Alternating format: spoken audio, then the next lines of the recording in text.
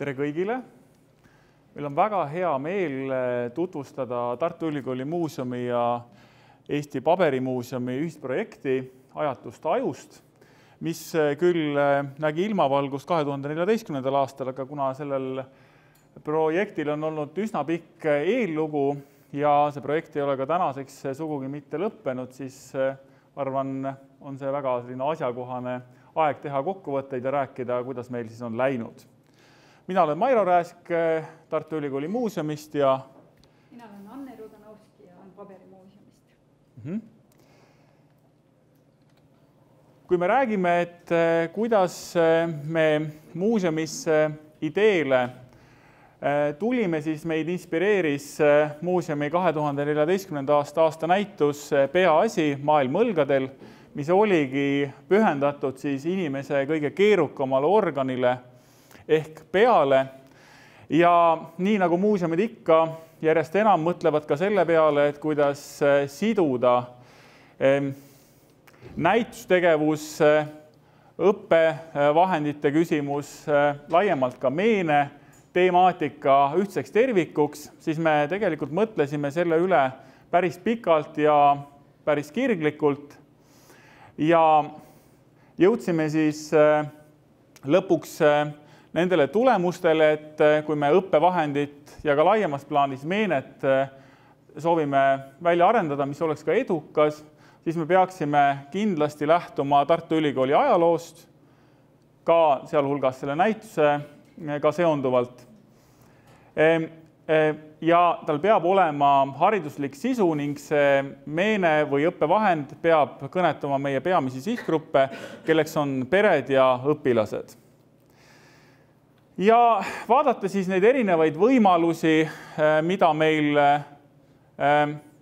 ka ajaloost, mis on nagu teada, eks ole, selline ammendamatu varasalv, võtta oli neid erinevaid näiteid, jõudsime siis lõpuks ringiga peaaju paberist mudelini, mille oli valmistanud sakslane Edward Weber 19. sajandil ja millega ka reaalselt Tartu Ülikooli teaduskonna tudengeid ligikaudu 100 aastat õpetati ja selle juures oli oluline just see, et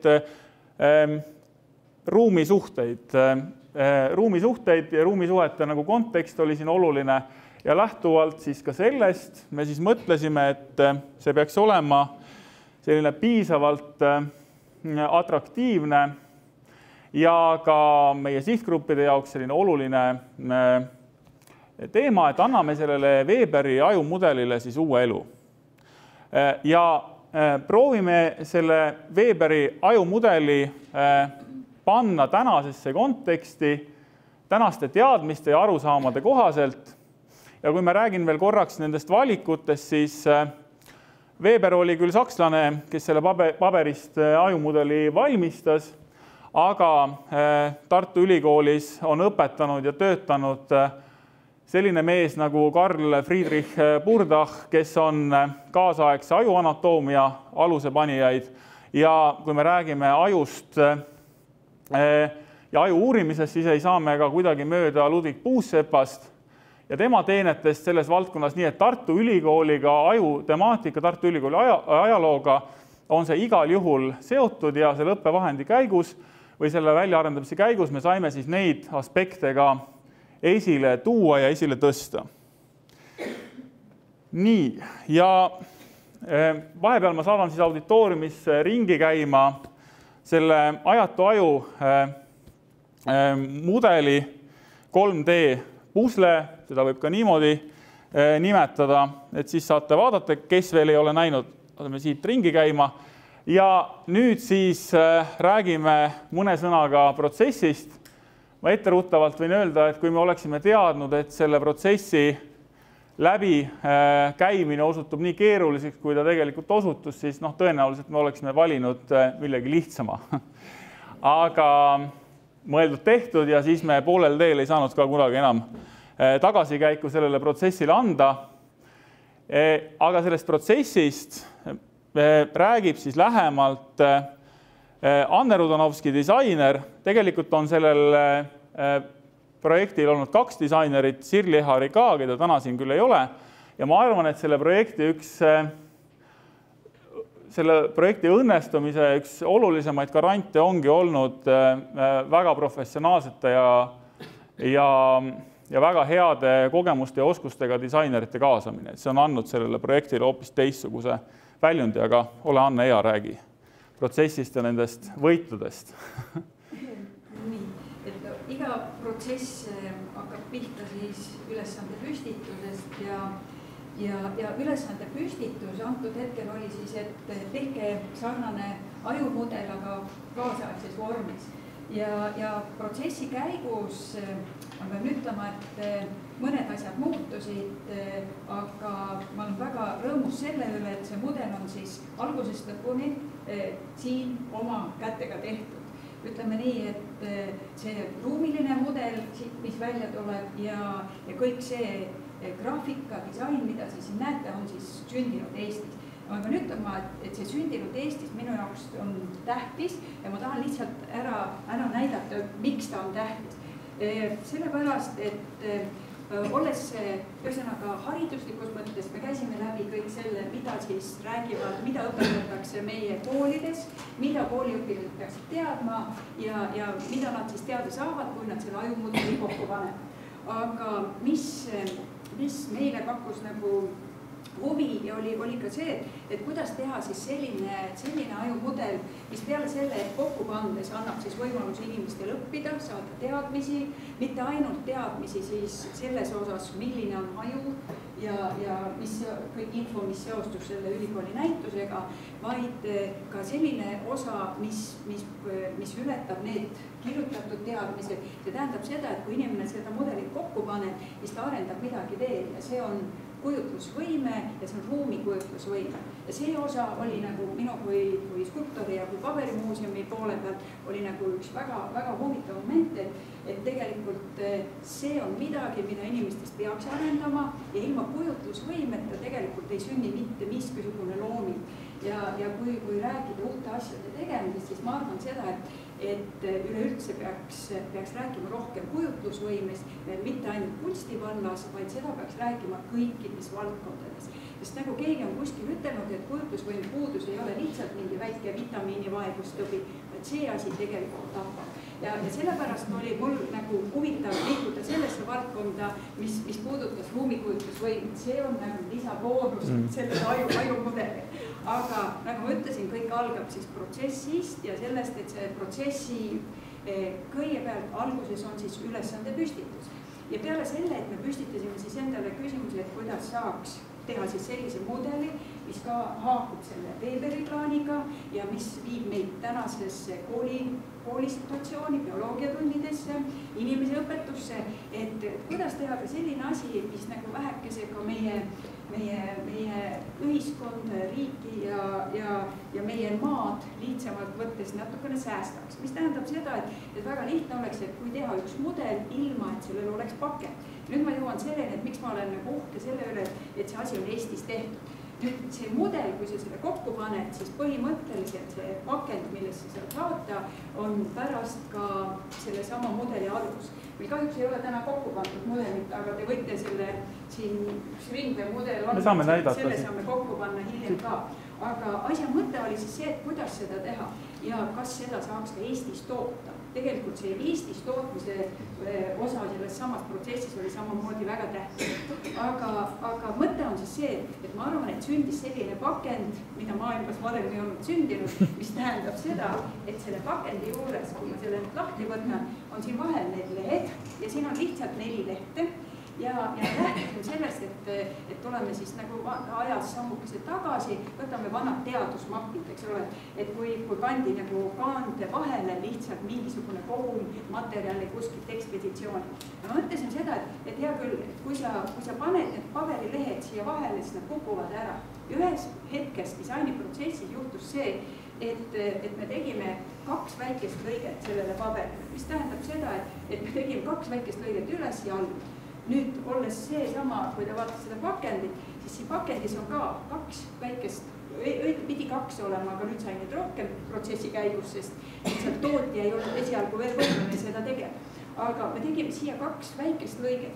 Nüüd tänu sellele püsib see, need mapi lehed püsivad siin koos. Ausalt öeldes, kui ma nagu vaatasin seda, et kas see tõesti sündis siin, ise tegime, siis ma nagu tükk aega ei suutnud seda uskuda, et nii lihtne, no ei ole võimalik, et nii lihtsalt asja keegi pole varem teinud, aga nii see oli. Ja selles mõttes me suutsime siis nagu, see on nagu niisugune omad tööhoidud kuskilt sellisest teisest maailmast, mis tegelikult jõuavad ikkagi kokku lõpuks selle meie ühisprojektini, aga just see, et sa mõteldes asju, püstitades küsimust teistpidi ja rakendades oma kujutlusvõimet, on võimalik jõuda ka uue jalgratta leiutamiseni. Ja ma loodan, et see järgmine mudel, mis me veel koostöös teeme ülikooli muuseumiga, on nüüd seljaaju ja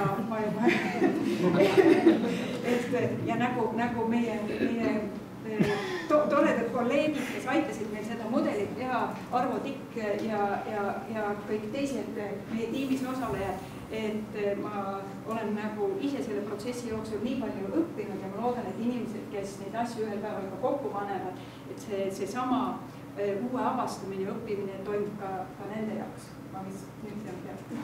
Ei, sa ei peaks peatama.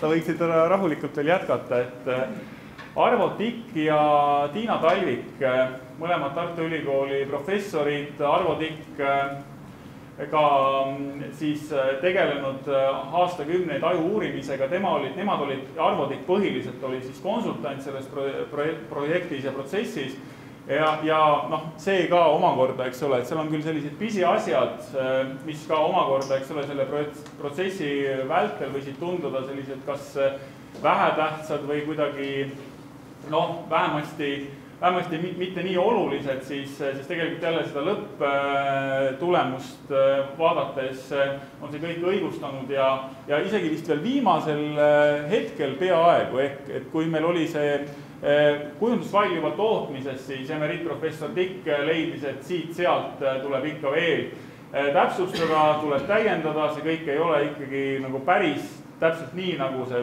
võiks või peaks olema. Nii et ka selline teaduslikkuse aspekt, selline usaldusväärsus, see kindlasti seda mudel, see ajatoivu mudel seda siis kannab, mille üle meil on ainult hea meel. Ja kui rääkida sellest tulevikuplaanist ja ka olevikust, et kuidas sellel ajatoivu mudelil on siis läinud, kindlasti teid huvitab ka see, siis tal on läinud väga hästi, aga kuna see tiraaž lihtsalt lähtuvalt ka sellest, et me oleksime võimelised seda pakkuma, seda 3D puslet mõistliku hinna eest, tähendas see meie jaoks 1000 eksemplari minimaalselt, siis me oleme tänaseks müünud või realiseerunud sellest tiraažist üle 600 mudeli ja me oleme selleks kasutanud siis hästi palju edasimüüjate võrgustikke ja teinud ka otsepakkumisi koolidele.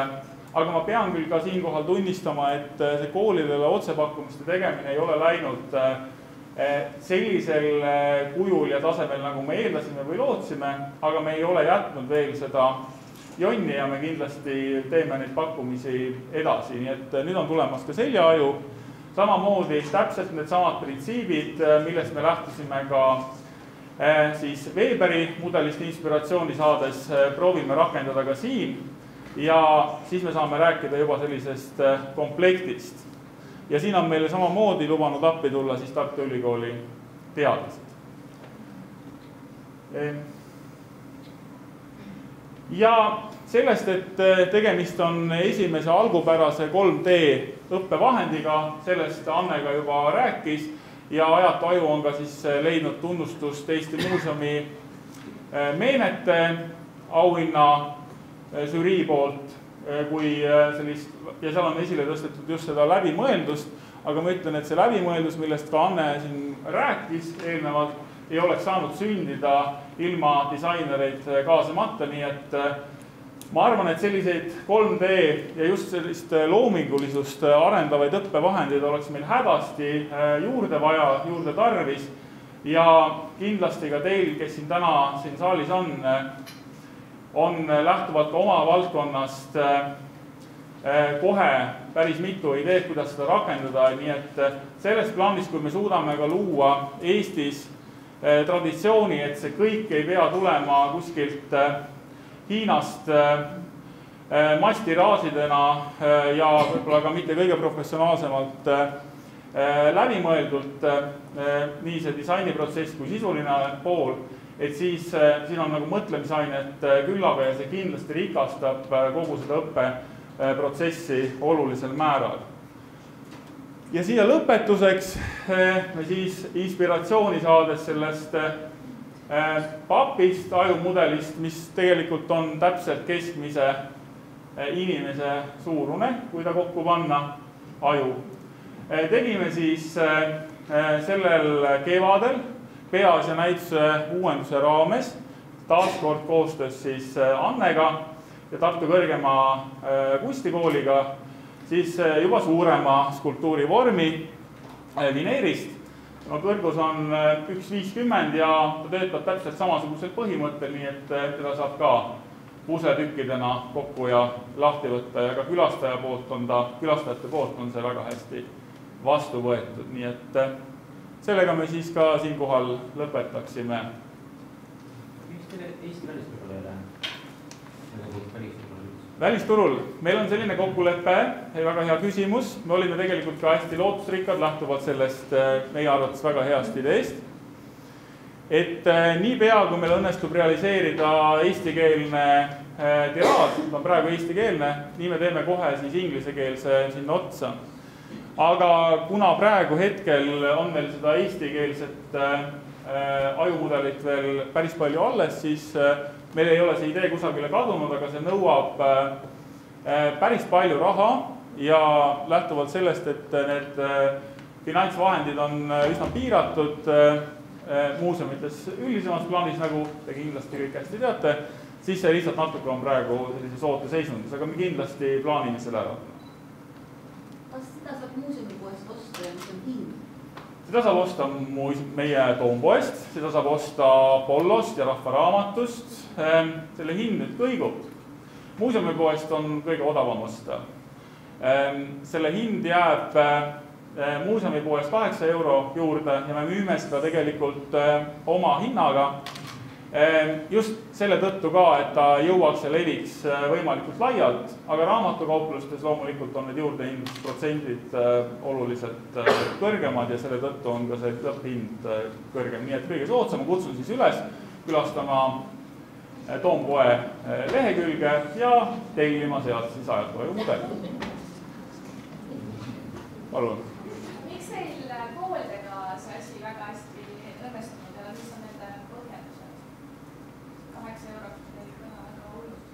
See ei kõla hullult, see ei kõla tõesti, see kõlab pigem sümboolselt, aga ma ei oska öelda, kuidas ka koolides, tõenäoliselt on kirjastajatega ja kirjastustega need lepingud ja kuidas ka need õpetajad siis ise omalt poolt kooli juhtkonda, eks ole, suudavad veenda selle konkreetse õppevahendi kasulikkuses või vajalikkuses.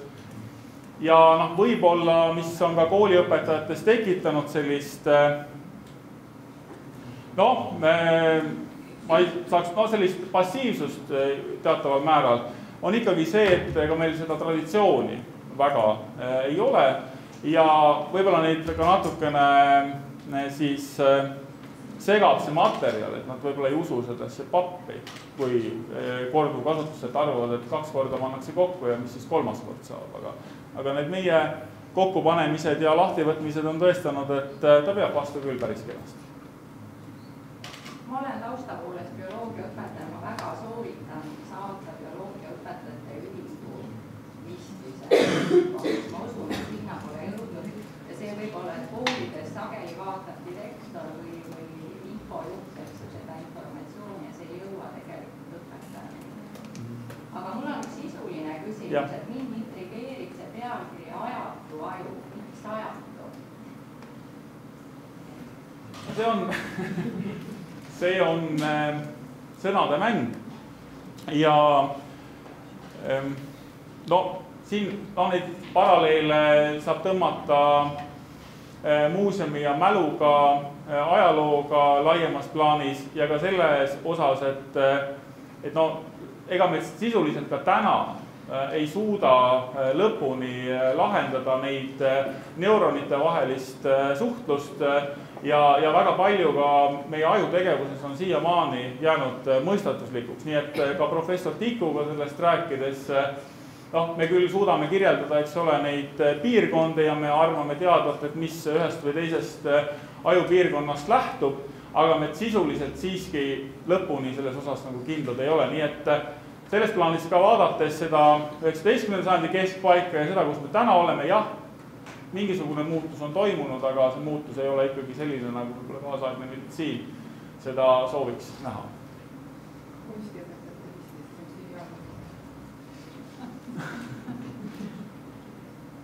Ja. Kas see lineeristaja on eksponaadina või seda saab pered või külastajad ka ise proovida kokku panna? Selle mõte ongi see, et külastaja oleks kaasatud ja see külastaja osalus oleks tagatud, nii et kõigile, kes muuseumisse tulevad, kõik saavad seda üleelu suuruses ajumudelit siis kokku ja lahti võtta ja nii ka neid teadmisi kinnistada paremini. Aitäh, tundub, et on kõik. Suur tänu.